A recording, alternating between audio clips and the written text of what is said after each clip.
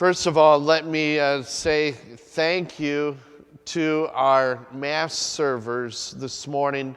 We have a full cohort of servers over there, and because we had a full cohort, that's why we're having incense.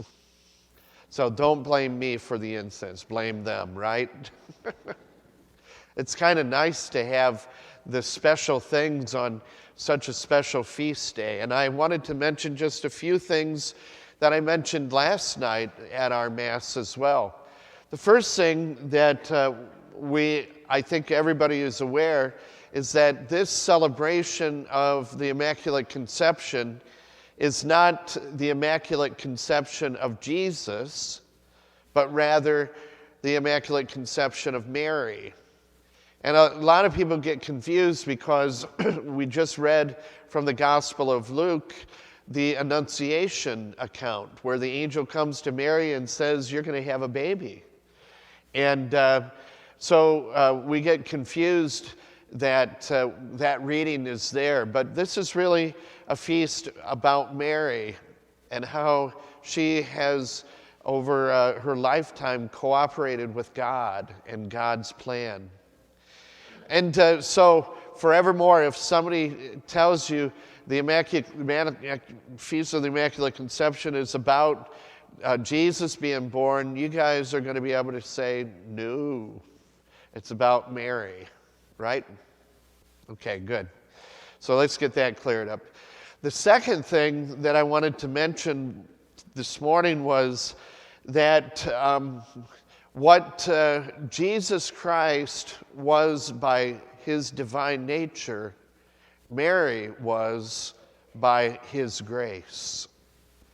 Or listen to that statement again. What Jesus was by his divine nature, Mary was by his grace. And so one example of how that statement works is that we look at Jesus in his holiness of life.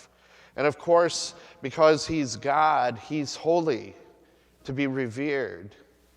And so by his nature, he deserves to get our praise. By God's grace, Mary deserves being honored because she, by God's grace, was given this special role to play in salvation history.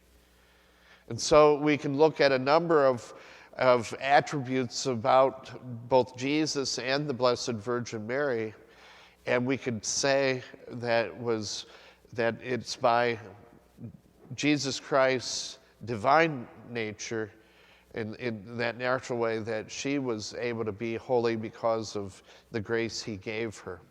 And I think that's important because we're reminded that we too, through our baptism and through our incorporation into the life of the church, have an opportunity to be filled with God's grace too. That the grace is not only reserved for the Blessed Virgin Mary, but for us as well. And hopefully, maybe someday an angel will come and visit us and say, "Hail, Father Todd, full of grace," right? Or whoever you are, right? So that's the second point. The third point is from the book of Genesis. We hear the account of Adam and Eve eating the fruit of the tree of knowledge of good and bad. And it's kind of funny because what that is about is the human people having a change of disposition of their hearts. And it's given to us by the word that we hear is that Adam discovered that he was naked. Well, in the Bible, nakedness might mean nakedness, but it also means that he became aware of himself. He became aware of himself. He realized his own person. And in today's modern language, what we would say is that Adam became a navel gazer. A navel gazer is somebody that just focuses on themselves and can't see beyond their own selfishness. And what we hear in this book of Genesis is that Adam and Eve preferred to be self-conscious rather than God-conscious. And up until that time, they were totally conscious of God.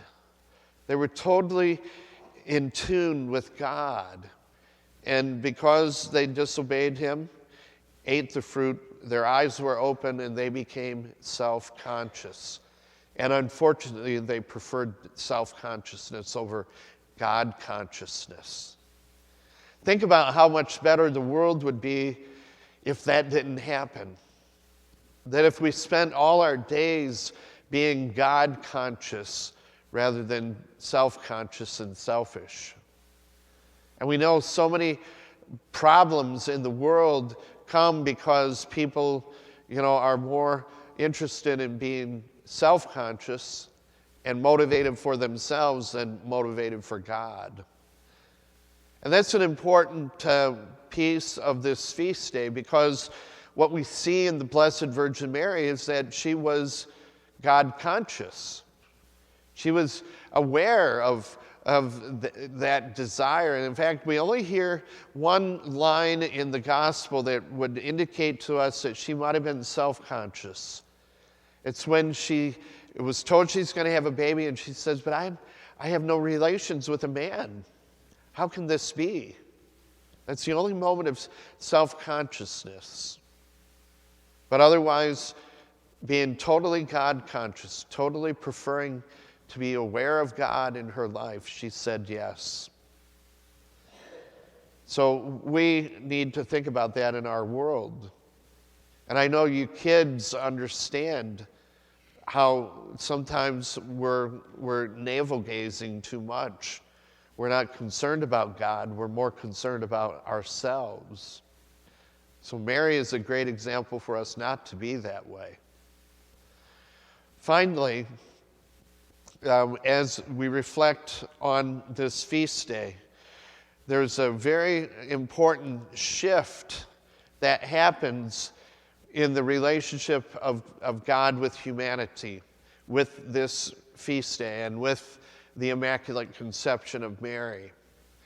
And that is a simple shift, but an important one. It's from humanity being friends with God to humanity being partners with God. Did you hear that? So what we see with Mary and her Immaculate Conception is the beginning of a partnership with God that will change things forever. Now, throughout, from Adam and Eve that we just heard in the book of Genesis, throughout the history of Israel, they were called to be in friendship with God. And like any friendship, it had its ups and downs, good times and bad times. But with Mary, we see an indication of a change of plan from God. He doesn't only want to be friends with us, but he wants to be partners with us. And that partnership began with the birth of Mary, given her disposition of her heart so that she'd be willing to say yes in this partnership. And of course, that partnership is bringing about eternal salvation. In other words, it takes humanity in partnership with God to bring about the kingdom. And we'll see this a number of times in the life of Jesus, how he uses his disciples, he uses you and me as partners to bring about his kingdom. So think about these things today. Do you feel like you're a partner with God? That's what you're called to be through baptism. You're to be a partner with him to help bring about his kingdom, to be his hands, his feet, in ministering to the people in our midst. And Jesus relied often on his disciples to minister to others. That's the partnership that he's asking of us. So, think about these things. Ask, are we ready to take that beautiful example of the Blessed Virgin Mary and make it our own? Ready for holiness of life, being full of grace ourselves, seeking to be God-conscious in our lives all the time, more than we are self-conscious, and allowing this change from friendship to partnership to truly impact our hearts. As we do so, I know that we'll be blessed and we'll continue to help build God's kingdom here in our church in Fostoria and throughout our community.